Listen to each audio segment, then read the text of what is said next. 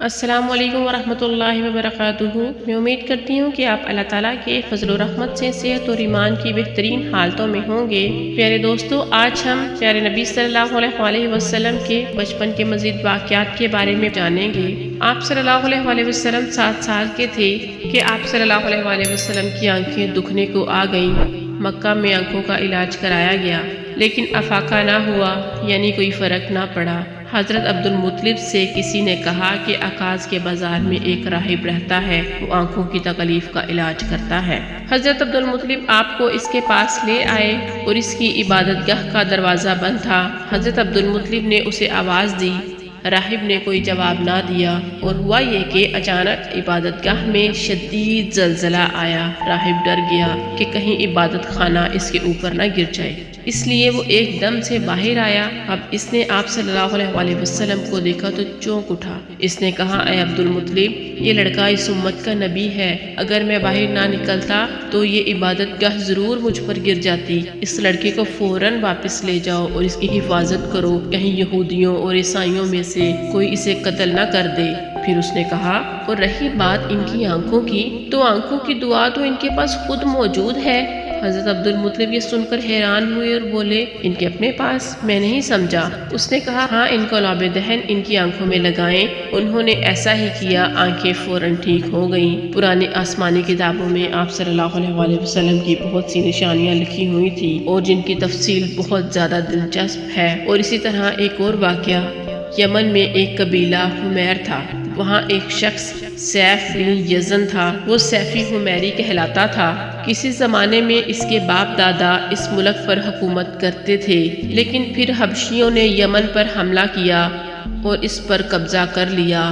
وہاں حبشیوں کی حکومت ہو گئی۔ 70 سال تک یمن حبشیوں کے قبضے میں رہا۔ جب یہ سیف حمیری بڑا ہوا تو اس کے اندر اپنے باپ دادا کا ملک آزاد کروانے کی امنگ پیدا ہو گئی۔ چنانچہ اس نے ایک فوج تیار کر لی۔ اس فوج کے ذریعے حبشیوں پر حملہ کیا اور انہیں یمن سے بھگا دیا۔ اس طرح وہ باپ دادا کے ملک کو آزاد کروانے میں کامیاب ہو گیا۔ اب وہ سیف حمیری وہاں کا بادشاہ بن گیا۔ یہ یمن عرب کا علاقہ تھا۔ جب اس پر حبشیوں نے قبضہ کیا تھا تو عربوں کو بہت زیادہ افسوس ہوا تھا۔ 70 سال بعد جب یمن کے لوگوں نے حبشیوں کو باہر نکالا تو عربوں کو بہت خوشی ہوئی۔ ان کی خوشی کی ایک وجہ تو یہ بھی تھی کہ انہی حبشیوں نے ابرہہ کے ساتھ مل کر مکہ پر حملہ کیا تھا۔ چاروں طرف سے عربوں کے وفد سیف کو مبارکباد دینے کے لیے آنے لگے۔ قریش کا بھی ایک وفد مبارک دینے کے لیے گیا۔ اس وفد کے سردار حضرت عبد المطلب تھے۔ یہ وفد جب یمن پہنچا تو سیف اپنے محل میں تھا، اس کے سر پر تاج تھا، سامنے تلواریں رکھی ہوئی تھیں اور حمیری سردار اس کے دائیں بائیں بیٹھے تھے۔ سیف کو قریش کے وفد کے آمد کے بارے میں بتایا گیا۔ اسے یہ بھی بتایا گیا کہ یہ لوگ کس رتبے کے ہیں۔ اس نے ان لوگوں کو آنے کی اجازت دے دی۔ یہ وفد دربار میں پہنچا تو حضرت عبد المطلب آگے بڑھ کر ان کے سامنے جا کر کھڑے ہو گئے۔ انہوں نے بات کرنے کی اجازت چاہی۔ سیف نے کہا، اگر تم بادشاہوں کے سامنے بولنے کے آداب جانتے ہو تو ہماری طرف سے اجازت ہے۔ تب حضرت عبد المطلب نے کہا، اے بادشاہ، ہم خانہ کعبہ کے خادم ہیں، اللہ کے گھر کے محافظ ہیں، ہم آپ کو مبارکباد دینے آئے ہیں۔ یمن پر حبشی حکومت ہمارے لیے بھی بوجھ بنی ہوئی تھی، آپ کو بہت بہت مبارک ہو۔ آپ کے اس کارنامے سے آپ کے بزرگوں کو بھی عزت ملے گی اور آنے والی نسلوں کو بھی وقار حاصل ہوگا۔ سیف ان کے الفاظ سن کر بہت خوش ہوا، بے اختیار بول اٹھا، اے شخص، تم کون ہو؟ کیا نام ہے تمہارا؟ انہوں نے کہا، میرا نام عبد المطلب بن ہاشم ہے۔ سیف نے ہاشم کا نام سن کر کہا، تب تو تم میری بہن کے لڑکے ہو۔ حضرت عبد المطلب کی والدہ مدینے کے قبیلے خزرج سے تعلق رکھتی تھیں اور خزرج کا قبیلہ دراصل یمن کا تھا، اس لیے سیف نے ہاشم کا نام سن کر کہا،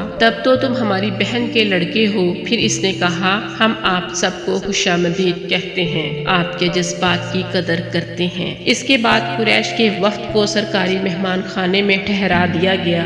ان کی خوب خاطر مدارت کی گئی، یہاں تک کہ 1 ماہ گزر گیا۔ 1 ماہ کی مہمان نوازی کے بعد سیف نے انہیں بلایا۔ حضرت عبد المطلب کو اپنے پاس بلا کر اس نے کہا، اے عبد المطلب، میں اپنے علم کے پوشیدہ رازوں میں سے ایک راز تمہیں بتا رہا ہوں۔ تمہارے علاوہ کوئی اور ہوتا تو میں ہرگز یہ نہ بتاتا۔ تم اس راز کو اس وقت تک راز ہی رکھنا جب تک خود اللہ تعالیٰ اس راز کو ظاہر نہ فرما دے۔ ہمارے پاس ایک پوشیدہ کتاب ہے، وہ پوشیدہ رازوں کا ایک خزانہ ہے، ہم دوسروں سے اس کو چھپا کر رکھتے ہیں۔ میں نے اس کتاب میں ایک بہت عظیم الشان خبر اور ایک بڑے خطرے کے بارے میں پڑھ لیا ہے، اور وہ آپ کے بارے میں ہے۔ حضرت عبد المطلب یہ باتیں سن کر بہت زیادہ حیرت زدہ ہوئے اور پکار اٹھے، میں سمجھا نہیں۔ تو انہوں نے کہا، سنو عبد المطلب، جب تہامہ کی وادی یعنی مکہ میں ایک ایسا بچہ پیدا ہوگا جس کے دونوں کندھوں کے درمیان بالوں کا گچھا یعنی مہر نبوت ہو، تو اسے امامت اور سرداری حاصل ہوگی، اور اس کی وجہ سے تمہیں قیامت تک اعزاز ملے گا، عزت ملے گی۔ حضرت عبد المطلب نے یہ سن کر کہا، اللہ کرے آپ کو بھی ایسی خوش بختی میسر آئے، آپ کی ہیبت مجھے روک رہی ہے، ورنہ میں آپ سے پوچھتا کہ اس بچے کا زمانہ کب ہوگا۔ بادشاہ نے جواب میں کہا، یہی اس کا زمانہ ہے، وہ اسی زمانے میں پیدا ہوگا اور پیدا ہو چکا ہے، اس کا نام محمد ہے، اور اس کی والدہ کا انتقال ہو جائے گا، اس کے دادا اور اس کے چچا اس کی پرورش کریں گے۔ ہم بھی اس کے آرزو مند رہے کہ وہ بچہ ہمارے ہاں پیدا ہو، اللہ تعالیٰ اسے کھلے عام ظاہر فرمائے گا، اس کے لیے ہم میں سے نبی کے مددگار بنائے گا، یعنی مدینے کے قبیلے خزرج میں۔ ہم میں سے اس نے اس لیے کہا کہ خزرج دراصل میں یمن کے لوگ تھے، ان کے ذریعے اس نبی کے خاندان اور قبیلے والوں کو عزت ملے گی، اور ان کے ذریعے ان کے دشمنوں کو ذلت ملے گی، اور ان کے ذریعے وہ تمام لوگوں سے مقابلہ کرے گا، اور ان کے ذریعے زمین کے اہم علاقے فتح ہو جائیں گے۔ وہ نبی رحمان کی عبادت کرے گا، شیطان کو دھمکائے گا، آتش کدوں کو ٹھنڈا کرے گا، بتوں کو توڑ ڈالے گا، اس کی ہر بات آخری فرمان ہوگی، اس کے احکامات انصاف پر ہوں گے، وہ نیک کاموں کا حکم دے گا، خود بھی ان پر عمل کرے گا اور برائیوں سے روکے گا اور برائیوں کو مٹا ڈالے گا۔ حضرت عبد المطلب نے سیف بن یزن کو دعا دی، پھر کہا، کچھ اور تفصیلات بیان کریں، بات ڈھکی چھپی ہے اور علامتیں پوشیدہ ہیں، مگر اے عبد المطلب اس میں شبہ نہیں کہ تم اس کے دادا ہو۔ حضرت عبد المطلب یہ سن کر فوراً سجدے میں گر گئے، اور پھر سیف نے ان سے کہا، اپنا سر اٹھاؤ، اپنی پیشانی اونچی کرو اور مجھے بتاؤ جو کچھ میں نے تم سے کہا ہے، کیا ان میں سے کوئی علامت اپنے ہاں دیکھی ہے؟ اس پر حضرت عبد المطلب نے کہا، ہاں میرا ایک بیٹا تھا، میں اسے بہت چاہتا تھا، میں نے ایک شریف اور معزز لڑکی آمنہ بنت وحید عبد المناف سے اس کی شادی کر دی، اور وہ میری قوم کے انتہائی باعزت خاندان سے تھیں، اس سے میرے بیٹے کے ہاں ایک لڑکا پیدا ہوا، میں نے اس کا نام محمد رکھا، اس بچے کا باپ اور ماں دونوں فوت ہو چکے تھے، اب میں اور اس کا چچا ابو طالب اس کی دیکھ بھال کرتے ہیں۔ اب سیف نے کہا، میں نے تمہیں جو کچھ بتایا ہے وہ واقعہ اسی طرح ہے، اب تم اپنے پوتے کی حفاظت کرو اور اسے یہودیوں سے بچائے رکھو، اس لیے کہ وہ اس کے دشمن ہیں۔ یہ الگ بات ہے کہ اللہ تعالیٰ ہرگز ان لوگوں کو ان پر قابو نہیں پانے دے گا، اور میں نے جو کچھ آپ کو بتایا ہے اس کا اپنے قبیلے والوں سے ہرگز ذکر نہ کرنا، مجھے ڈر ہے کہ ان باتوں کی وجہ سے ان لوگوں میں حسد اور جلن پیدا نہ ہو جائے، یہ لوگ سوچ سکتے ہیں یہ عزت اور بلندی آخر انہیں کیوں ملنے والی ہے، یہ لوگ ان کے راستے میں رکاوٹیں کھڑی کریں گے، اگر یہ لوگ اس وقت تک زندہ نہ رہے تو ان کی اولادیں یہ کام کریں گی، اگر مجھے یہ معلوم نہ ہوتا کہ اس نبی کے ظہور سے پہلے ہی موت مجھے آ لیتی اور میں اپنے اونٹوں اور قافلے کے ساتھ روانہ ہوتا اور ان کی سلطنت کے مرکز یثرب میں پہنچتا، کیونکہ میں اس کتاب میں یہ بات پڑھ چکا ہوں کہ شہر یثرب ان کی سلطنت کا مرکز ہوگا، ان کی طاقت کا سرچشمہ ہوگا، ان کی مدد اور نصرت کا ٹھکانہ ہوگا، اور ان کی وفات کی جگہ بھی یہی ہوگی، اور ان کا روزہ مبارک بھی یہی ہوگا، اور ہماری کتاب پچھلے علوم سے بھری پڑی ہے۔ مجھے پتا ہے کہ اگر میں اس وقت ان کی عظمت کا اعلان کروں تو خود ان کے لیے اور میرے لیے خطرات پیدا ہو جائیں گے، اگر یہ ڈر نہ ہوتا تو میں اسی وقت ان کے بارے میں یہ تمام باتیں سب کو بتا دیتا، عربوں کے سامنے ان کی سربلندی اور اونچے مرتبے کی داستانیں سنا دیتا، لیکن میں نے یہ راز تمہیں بتایا ہے، تمہارے ساتھیوں میں سے کسی کو بھی نہیں بتایا۔ اس کے بعد اس نے حضرت عبد المطلب کے ساتھیوں کو بلایا